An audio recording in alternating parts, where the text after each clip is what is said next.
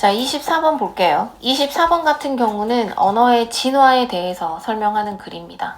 언어가 계속해서 새롭게 생겨나는 거, 그런 걸 언어의 진화라고 이야기를 하거든, 이 본문에서.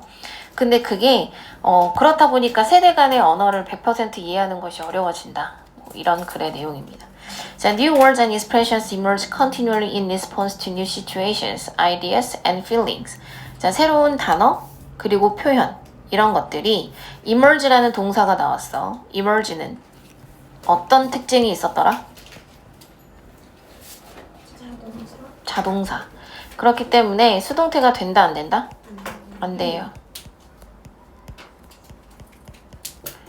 비슷한 말은 appear. 뒤에 또 나오거든, 단어가. 물질화하다. 그러니까 그 말이 등장하게 되다. 새롭게 실체로서 나타나다. materialize. 자주 쓰이는 단어는 아니에요. 근데 이 지문에서 나와서 그냥 써본 거야. 지속적으로 생겨나는데 뭐에 대한 반응으로? 새로운 상황, 그리고 생각, 감정, 이런 것들에 대한 반응으로 계속해서 생겨납니다. 자, 옥스포드 영어 사전은 그래서 출판하죠. 뭐를? 그 언어에 등장하는, 그 언어라는 영역에 진입하는 이런 새로운 단어, 표현에 대한 보충물을 이제 출판합니다. 그러니까 새로 언어 표현이 나오니까 사전도 계속 새로 나오는 거를 추가해서 나온다, 이 얘기야. 2번 문장은 별로 중요한 문장이 아니고 1번 문장에 대한 이제 보완 설명이야. 보충.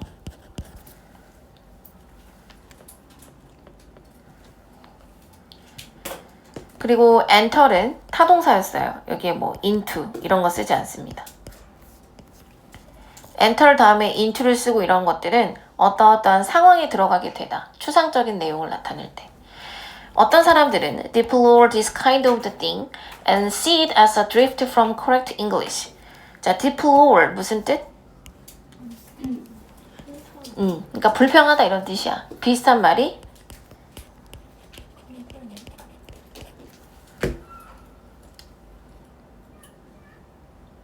complain도 쓸 수 있지. 싫은 소리를 하는 거야, 쉽게 말하면. 이러한 종류의 일들을 이제 한탄하고, 그러면 여기서 말하는 이 부분이 의미하는 건 어떤 것이다? 얘가 말하는 건 어떤 거? 그 윗내용을 정리한다고 생각하면 되는데, 어떤 새로운 단어들과 표현들이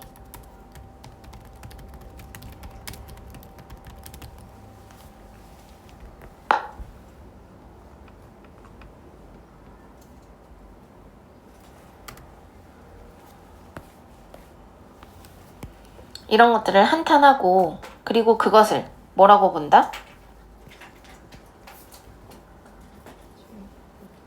그 올바른 영어에서 드리프트. 드리프트는 원래 표류라는 뜻도 있고 벗어난 거를 드리프트라고 하지. 벗어난 일이라고 생각합니다. 이제 얘랑 비슷한 말이 이거고, 벗어난 거.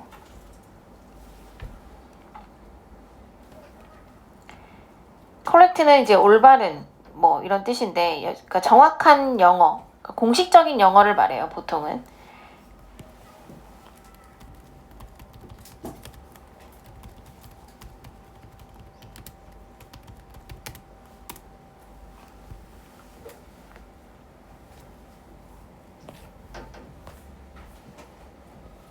But 그러나 it was only in the 18th century that any attempt was made to formalize spelling and punctuation of English error. 여기서 이때 강조 구문을 쓰고 있거든. 이 문장이 또 중요합니다. 이렇게 이거 강조 구문이고, 이랬을 때 해석을 대절부터 해야 되지. 대절한 것은 바로 이때 사이였다. 그러니까 대절한 것은, 그럼 이 부분을 해석 유진이 해볼까? 아무 시도도 어떤 노력도. 어떤 노력도 어떤 노력? 뭐 시도라고 해도 돼. 네? 형용사예요, 저트? 뭐라고? 아니, 형용사도 용법이에요? 맞아. 그렇구나. 주어 부분을 꾸며줘야 되니까 뒤로 뺀 거야. 그러니까 뭐뭐 하려는 시도 이렇게. 영어의 스펠링과 구두점? 구두점. 구두점을 공식화 공식화하기 위해 하려는 시도. 시도가 행해진 것은 행해진 것 18세기였다. 18세기가 되어서야 이런 시도를 했다 이 얘기잖아. 그러면 이거 강조 구문을 지금 밑에 파란색 글씨로 나와 있는 거는 어떤 거냐면 이때 강조 구문으로도 이걸 쓸 수가 있지만 이 뜻을 다 지워버리고 얘를 지운다 이거야.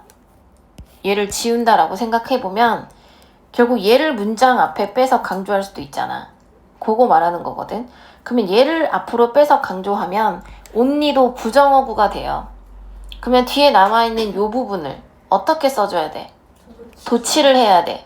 그러면 부정어구 강조일 때는 도치를 어떻게 했었지?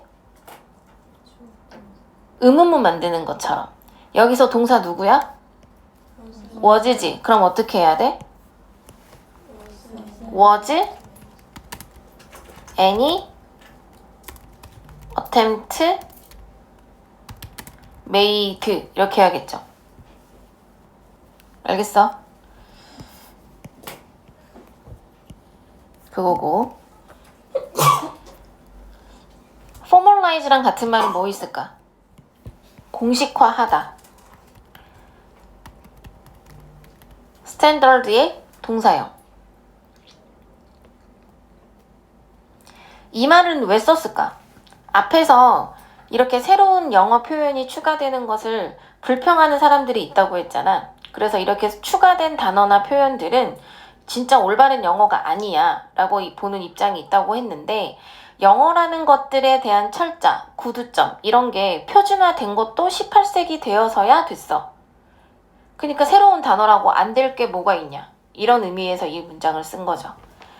The language we speak in the 21st century. 우리가 21세기에서 말하고 있는 언어. 여기까지가 주어져. 그게 어떻다? 그게 무엇이다? 사실상 이해하기 어려울 것이다. 누구한테는? 셰익스피어에게는.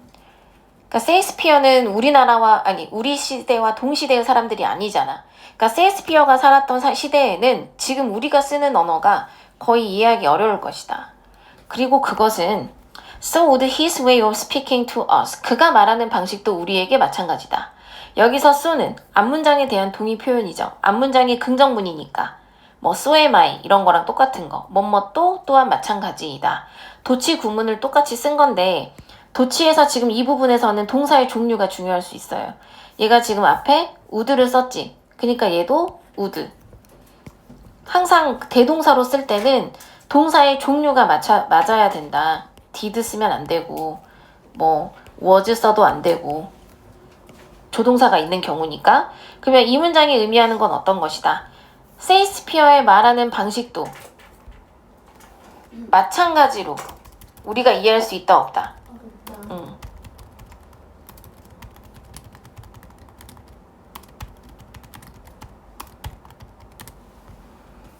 이런 의미고 unintelligible이랑 바꿔 쓸 수 있는 얘기는 incomprehensible 이해할 수 없는. 이제 반대말은 in, on 이런 거 떼면 되겠죠.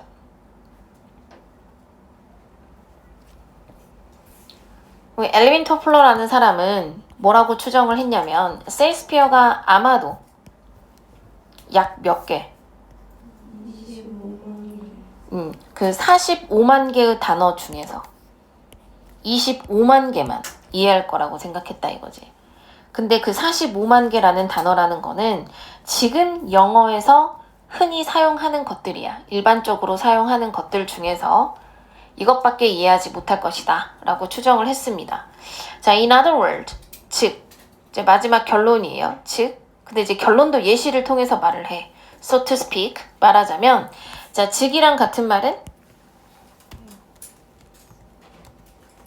that is,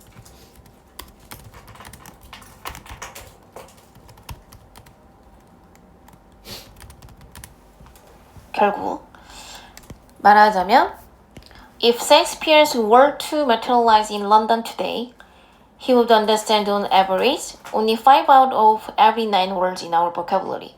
자, were to 가정법입니다. were to. were to 가정법은 더 희박한 사실을 가정하는 거.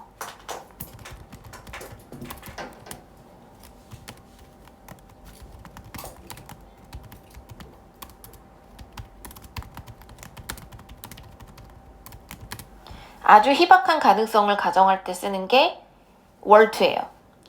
똑같이 가정법 과거처럼 주절에는 우, 슈, 쿠, 마 동사 원형 옵니다. 그러니까 혹시라도 만약 셰익스피어가 오늘날 어디에 등장한다면? 런던에 등장한다면 아까 emerge랑 동의어라 그랬지. appear도 되고 뭐 show up 얘는 사람이니까 이런 데 등장한다면 그는 평균적으로 understand의 목적어는 5 out of 이 부분 몇 개? 우리 어휘에 있는 9개의 단어당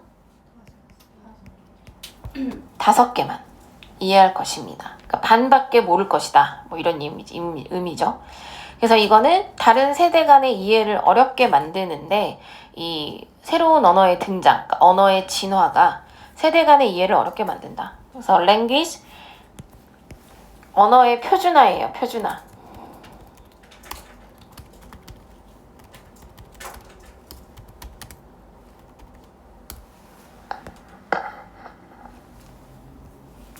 이게 모두를 이해시키는 것은 아니다.